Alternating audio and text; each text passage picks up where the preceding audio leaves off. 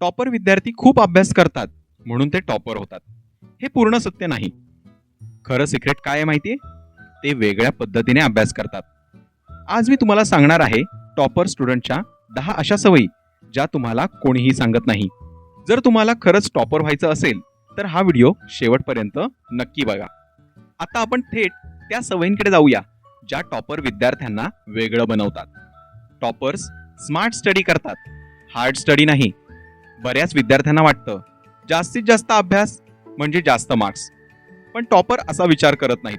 ते विचार करतात मी किती वेळ अभ्यास केला आहे हे महत्त्वाचे नाही, तर मी कसा अभ्यास केला, काय शिकलो हे महत्त्वाचे आहे.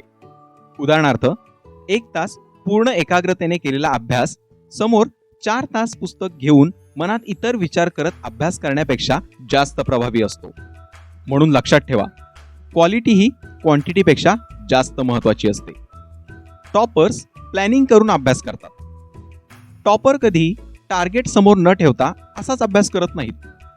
त्यांचे दररोजचे प्रत्येक तासाचे टार्गेट नेहमी स्पष्ट असते. आज मला काय पूर्ण करायचं आहे, उद्या काय करायचे आहे याचे प्लॅनिंग टॉपरने रात्रीच केलेले असते. कोणते विषय, कोणते धडे, किती वेळ अभ्यासायचे आहेत हे ठरवलेले असते. यामुळे मनात गोंधळ नसतो, समोर ध्येय असते. लक्षात ठेवा, नो प्लॅन म्हणजे नो प्रोग्रेस. टॉपर्स उजळणी म्हणजेच रिव्हिजनवर जास्त भर देतात. तुम्ही एखादा धडा एकदा वाचला तर 4-5 दिवसांनी विसरता, पण टॉपर काय करतात, ते एकदा वाचून सोडत नाहीत, तर त्याची 3-4 दिवसांनी, आठवड्याने, 15 दिवसांनी, महिन्याने पुन्हा पुन्हा उजळणी करतात. संशोधनानुसार हे सिद्ध झाले आहे की कोणतीही गोष्ट पुन्हा पुन्हा उजळणी केल्याने मेंदूत ती बिंबवली जाते.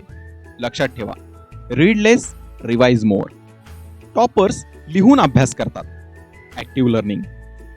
टॉपर फक्त वाचत नाहीत, तर वाचत असताना महत्त्वाचे मुद्दे लिहित असतात. आकृत्या, फ्लो चार्ट काढतात, कारण त्यामुळे एकाग्रता वाढते, मनात इतर विचार येत नाहीत, मेंदू जास्त ॲक्टिव्ह राहतो. स्वतः तयार केलेले महत्त्वाचे मुद्दे परीक्षेपूर्वी कमी वेळेत उजळणी करताना खूप उपयुक्त ठरतात. टॉपर्स शंकांचे निरसन लगेच करून घेतात. No delay rule. बहुतेक विद्यार्थी काय करतात, हा भाग समजला नाही, ही शंका आहे, पण नंतर बघू, आणि शंका कायम राहते. पण टॉपर असं करत नाहीत.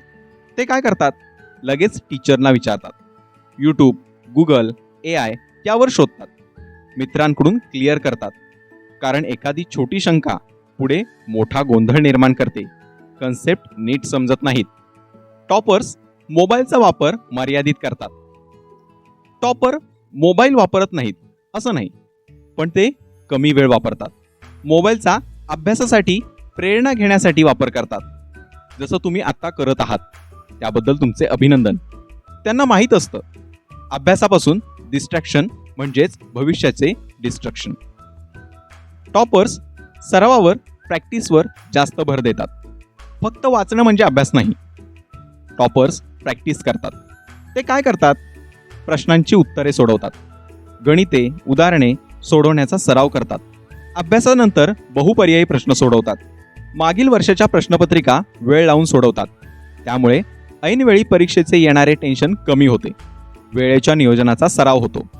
कारण एक्झाममध्ये लिहायचं असतं, फक्त आठवायचं असतं असं नाही.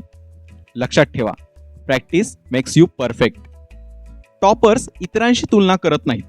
इतर विद्यार्थी टॉपर बरोबर फक्त तुलना करतात, टेन्शन घेतात, पण तसा अभ्यास करत नाहीत.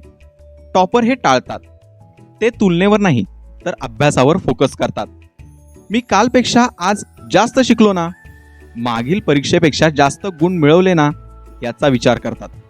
लक्षात ठेवा, स्वतःशी स्पर्धा करा, जगाशी नाही. टॉपर्स अभ्यास करताना मध्ये मध्ये छोटे ब्रेक्स घेतात. सतत 5-6 तास बसून अभ्यास केल्याने एकाग्रता कमी होते. त्यामुळे टॉपर अभ्यास करताना स्मार्ट ब्रेक घेतात. उदाहरणार्थ 50 मिनिट अभ्यास केल्यावर 10 मिनिटाचा ब्रेक. यामुळे मेंदू प्रफुल्लित राहतो, एकाग्रता वाढते, अभ्यास अधिक चांगला होतो. टॉपर्स अभ्यास करताना सातत्य ठेवतात. टॉपर दररोज नियमित सातत्याने अभ्यास करतात. परीक्षा आल्यावर बघू असे करत नाहीत. ते काय करतात, दररोजचा अभ्यास दररोज करतात. अभ्यासाचे वेळापत्रक तयार करून कंटाळा न करता ते पाळतात. छोटी छोटी उद्दिष्टे ठेवून ती पूर्ण करतात. टॉपर बनणं हे टॅलेंट नाही, तर ती रोजच्या छोट्या सवयींची सवय आहे. तर विद्यार्थी मित्रांनो, जर तुम्हालाही खरंच टॉपर व्हायचं असेल तर या सवयी स्वतःला लावून घ्या. व्हिडिओ आवडला तर लाईक करा, शेअर करा आणि सबस्क्राईब करायला विसरू नका. आणि कमेंटमध्ये नक्की लिहा तुम्ही आजपासून कोणती सवय सुरू करणार. तर मग भेटूया पुढच्या व्हिडिओमध्ये. धन्यवाद.